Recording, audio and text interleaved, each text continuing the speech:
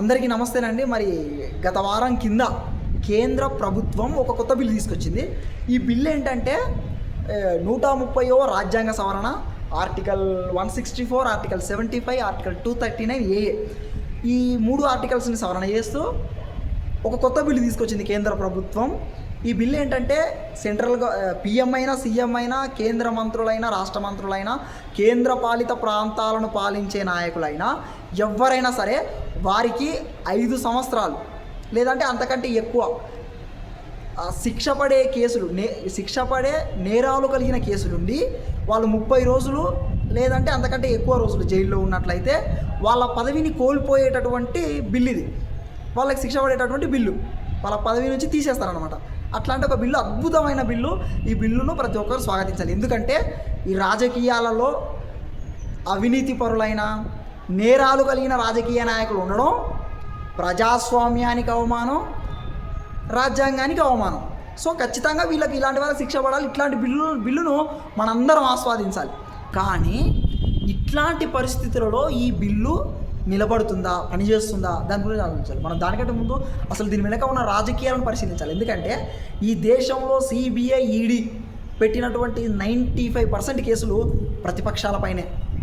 అంటే ఇప్పుడు ఉన్నటువంటి అధికారంలో ఉన్నటువంటి వీళ్ళ ప్రయోజనాలకు అగెయినిస్ట్గా ఎవరైనా మాట్లాడితే, ప్రతిపక్ష నాయకులు కానీ ఇతర పార్టీల వాళ్ళు ఎవరైనా మాట్లాడితే వాళ్ళ పదవుల్లో ఉండకుండా చేయడం కోసం ఈ దేశంలో 30 రోజులు జైల్లో పెట్టడం పెద్ద పనేం కాదు. దీనికి చాలా ఉదాహరణలు చెప్పొచ్చు.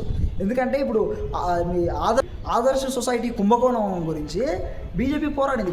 ఆదర్శ సొసైటీ కుంభకోణంలో అతిపెద్ద అవినీతి పరుడు అశోక్ చౌహాన్ అని బీజేపీ పోరాడింది. పార్లమెంట్లో పెద్ద నిర్మలా సీతారామన్ అందరూ పెద్ద చర్చలు కూడా చేశారు ఈ అవినీతి పరుడని. కానీ వారం రోజులు తిరగకముందే అశోక్ చౌహాన్ని పార్టీలోకి తీసుకోవడమే కాకుండా, బీజేపీ పార్టీలోకి తీసుకోవడమే కాకుండా రాజ్యసభ టికెట్ ఇచ్చింది. మళ్ళీ ఈ జగన్మోహన్ రెడ్డి ఇప్పుడు ఆయన బెయిల్ పైనే ఉన్నది. 11 సంవత్సరాలుగా బెయిల్ పైన ఉన్నాడు. ఆయన ఎలా ఉండగలుగుతున్నాడు? ఆయన 16 నెలలు జైల్లో ఉన్నాడు. ఆయన పైన సిబిఐ కేసులు కూడా ఉన్నాయి ఇప్పటికీ. ఢిల్లీ సీఎం అరవింద్ కేజ్రీవాల్ని జైలుకి ఎట్లా పంపించారు ఆయన? సో ఏంటంటే ఈ రాజ్యాంగ సవరణ బిల్లు ఖచ్చితంగా తమకు నచ్చని వ్యక్తులను ప్రతిపక్షంలో వాళ్ళ పదవులు ఉండకుండా చేయడం కోసమే.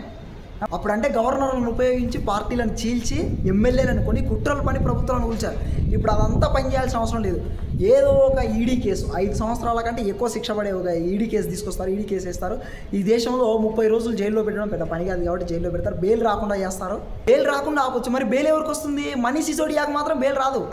గుర్మత్ రామ్ రహీం సింగ్కి మాత్రం బెయిల్ వస్తుంది. ఎందుకంటే మనీష్ సిసోడియా పాప ఏం చేశాడు? ఢిల్లీ స్కూళ్ళను అంతర్జాతీయ స్థాయిలో బాగుపరిచాడు కాబట్టి ఆయనకు బెయిల్ రాదు, జైల్లోనే ఉంటాడు.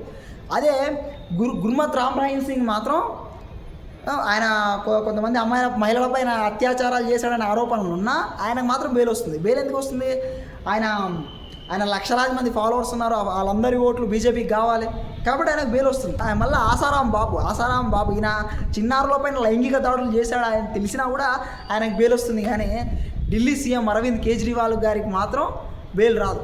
సో ఇదంతా ఏంటంటే కేవలం వీరికి అగెయినిస్ట్గా, ఇప్పుడు ఉన్నటువంటి అధికారంలో ఉన్నటువంటి ఈ రాజకీయ నాయకులకు అగెయినిస్ట్గా మాట్లాడిన వాళ్ళని కానీ, వీరి ప్రయోజనాలకు వ్యతిరేకంగా ఉన్న వాళ్ళను వాళ్ళ పదవుల్లో ఉండనీయకుండా చేయడం కోసం తప్ప వేరే దేనికోసం కాదు.